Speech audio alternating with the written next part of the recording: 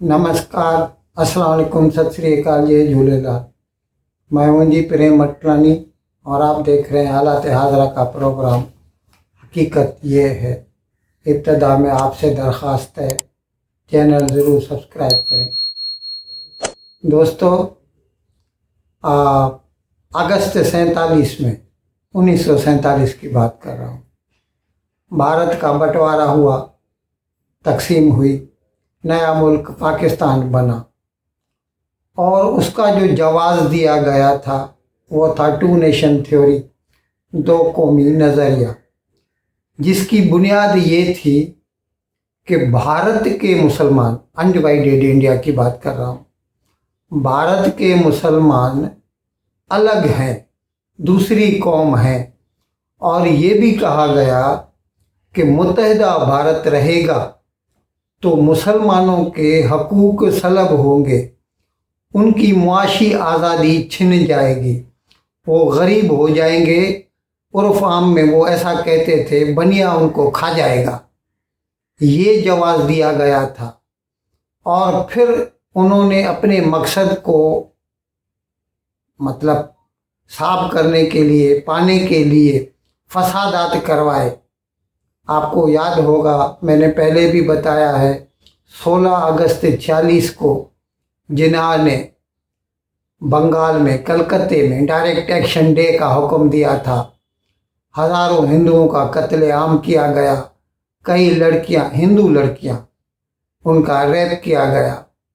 इसी तरह मार्च 47 में रावलपिंडी के नज़दीक एक गांव था सिखों का, पूरे गांव को आग लगा दी गई आधी रात को। अगर कोई बाहर भागने की करता उसे गोली से उड़ा दिया जाता था। इस किस्म के फसादात करवा के ज़बरदस्ती उन्होंने अंग्रेज़ों को मजबूर किया कि पाकिस्तान बनना ही चाहिए। पाकिस्तान बन गया तो फिर हिंदू दुश्मनी, हिंदुस्तान दुश्मनी, उसको परमानेंट करने के लिए, मुस्तकिल करने के लिए फिर कश्मीर के ऊपर हमला कर दिया पाकिस्तान ने। जल्द ही 1 महीने 1.5 महीने के बाद, आज़ादी मिलने के बाद, और अगर उनका बस चलता पूरे कश्मीर पे कब्जा कर लेते।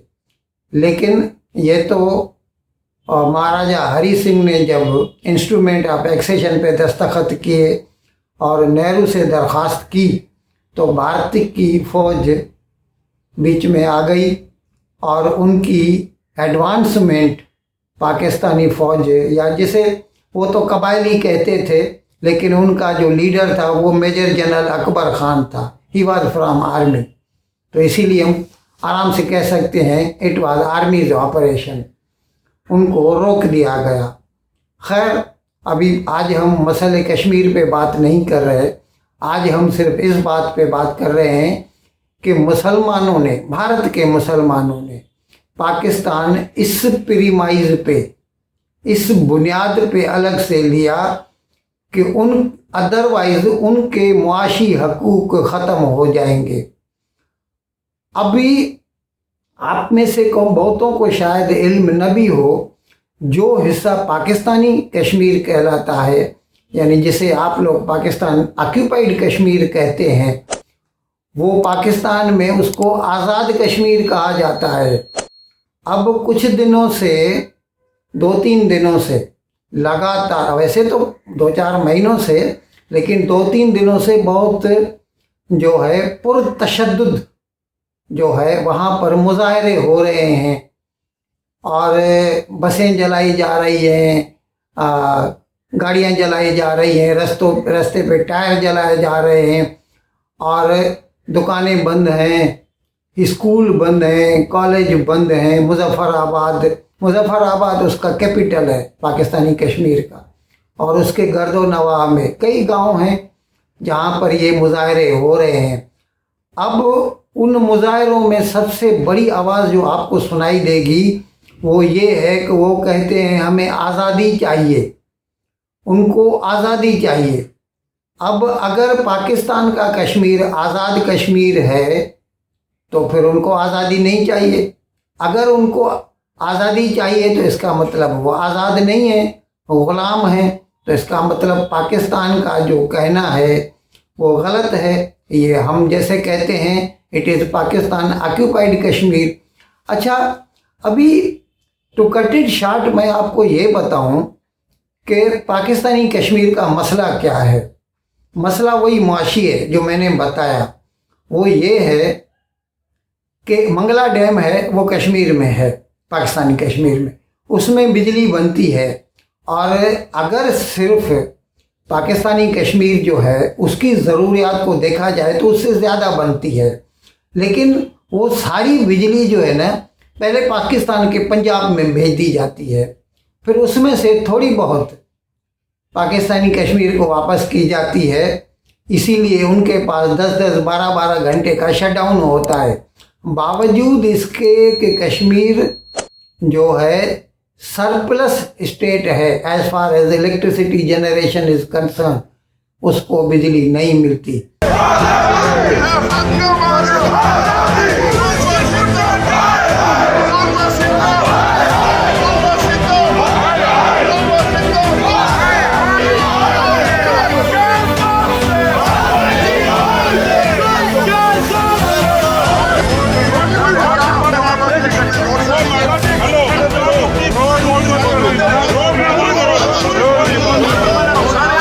मिलती है तो 60 रुपए का एक यूनिट है वहाँ पर।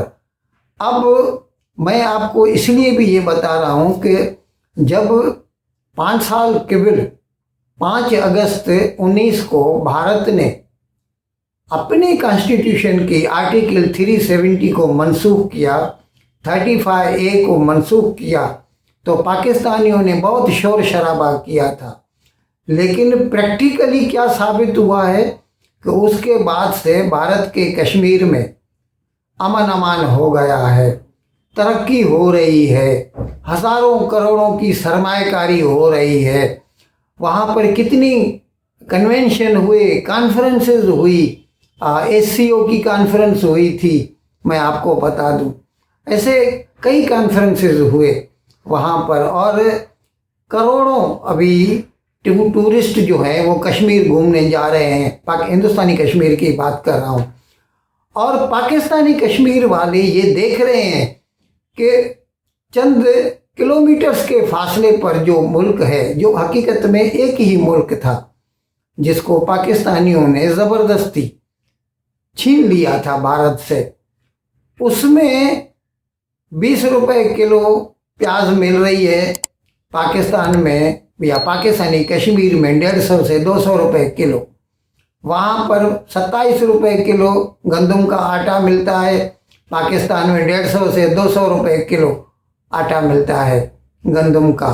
और इसी तरह सब्जियाँ लीजिए, गोश्त लीजिए, बीफ लीजिए, चिकन लीजिए, किसी भी चीज़ को लीजिए। जैसे मैंने बताया भारत में 5 रुपए से 10 रुपए तक फी यूनिट है बिजली का, पाकिस्तान में जो है 30 रुपए से 60 रुपए तक, और वो भी ऐसे इलाके में जहाँ पर पहले ही से इलेक्ट्रिसिटी जनरेशन की सरप्लस है।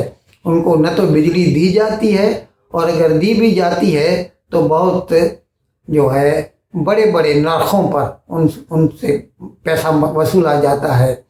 इसीलिए वो लोग आज तंग आकर रास्तों पे निकल आए हैं, मुजाहरे कर रहे हैं और पाकिस्तान से आज़ादी की नारे लगा रहे हैं, मांग कर रहे हैं। अब यहाँ पर सवाल ये पैदा होता है कि पाकिस्तानी मुसलमानों को, पाकिस्तान के लोगों को भी सोचना चाहिए, क्या आज से 77 साल पहले उन्होंने जो पाकिस्तान की मांग की थी वो कहाँ तक दुरुस्त थी, या फिर भारत के मुसलमान जो अब भी यहाँ रह रहे हैं उनको ये सोचना चाहिए कि 77 साल गुजरने के बाद अगर वो लोग जो वहाँ पे रह रहे हैं आज वो आज़ादी की मांग कर रहे हैं, तो फिर आप तो खुश नसीब हैं कि आप यहाँ से माइग्रेट करके वहाँ नहीं गए। आज भी आप यूँ समझ लीजिए कि एक किस्म का जो यूटोपिया है जिसमें आप रह रहे हैं। इसीलिए आपको खुदा का शुक्र अदा करना चाहिए कि आप अभी तक भारतीय हैं, आप पाकिस्तानी नहीं बने।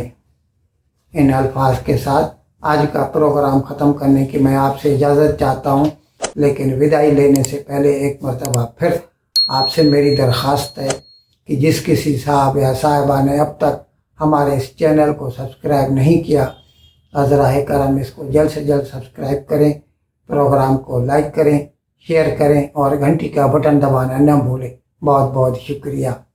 खुदा हाफ़िज़।